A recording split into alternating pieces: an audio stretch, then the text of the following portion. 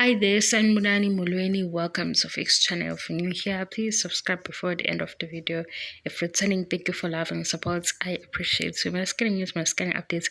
Lena gayithi shufu sinje family meeting yomndeni yabo wekazi ngisemuva ngenxa yesiphithiphithi. Ngiyezwa kuthiwa uMahu uthi hawu mabe ngaba nengane ingaba yinhle. Manje sengiyaphithizela comment section kuthiwa ayi asihlanganise 20 rand noma 50 rand noma 10 rand lokho kukhona. Hawu isimo singavumi manje kodwa sizoyithini le ndaba.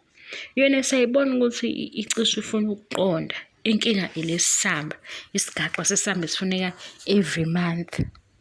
Kodwa phela singehlule into engakhulumi. Ngesikhathi besacabanga ke ukuthi o20 rand no50 senze njani indaba yayo. Hey guys, I know yizwa njalo into mangisuke ngihlala ngoba ngiyadlala leyo 50 rand no20 ukuthi ama-friends bazohlanganisa ngoba befuna ukuthi ihlangane into ehlanganayo. Ayike lena ke esisohluleka ukuthi sihlanganise sime nje kuyo sibahloniphe bobabili as artists. Abayiphinde phela eyengoma kuyadingeka ukuthi bayiphinde sicela impinde ngoba ku2025 asifuni futhi ubuye sihangwe umoya ukuba sad, sifuna ukuba happy thina, sifuna ukuba happy nje kuze kuyovalwa yilento esicelayo. Mabe ngaphinda nje noma zibe ntathu siyacela sibona ukuthi basebenzile kahle kwabamnandi, siyabona futhi banomoya wokuzwana, ingoma futhi izosithola vele sisane energy yenjabulo siqhubeke ngayo. Nizozwa-ke we guys, ingane yakamakhelwane ngingixoxe inganekwane yengane yamakhelwane. Ingane yamakhelwane ifika iphume kubo ngoba zingekho izinto ezimnandi, iye kamakhelwane beyivulele kumnyango hawo idlale ney'ngane isiyathola inkinga.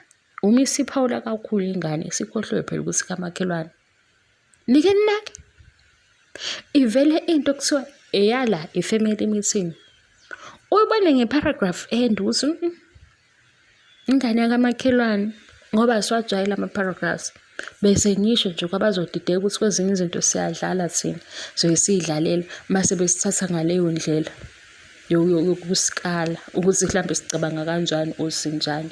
Ingane yamakhelwane thina siyivulele ukuthi ngena sizojabula la kumnandi because ngamakhelwane vele isuke zingekho izinto ezimnandi ngoba ngeke usuke kini kumnandi ulobe uyogamanxa kamakhelwane.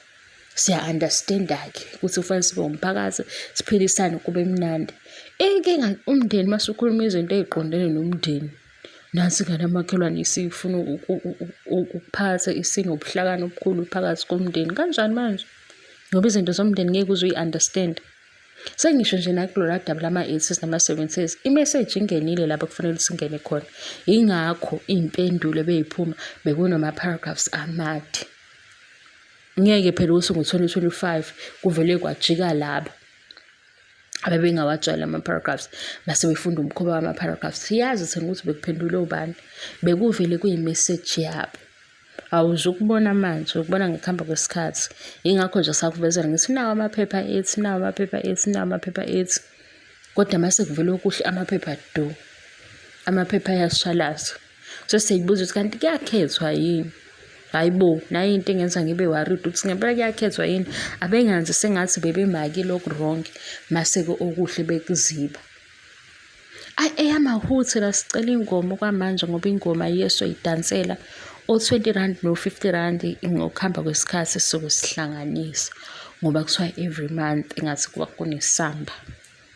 Hayi siyamhlonipha usisi, siyamhlonipha futhi nendlela yakhe ukuphila ngayo sizogamanxa endabeni zakhe kulokho kwamahlaya akwenzayo nathi sokujoyina senza amahlaya sihleke okuhlekisayo kodwa inhlonipho sizoyiqhuba phambili. Thank you so much for love and support. Ngiyabonga ngiqede. Bye.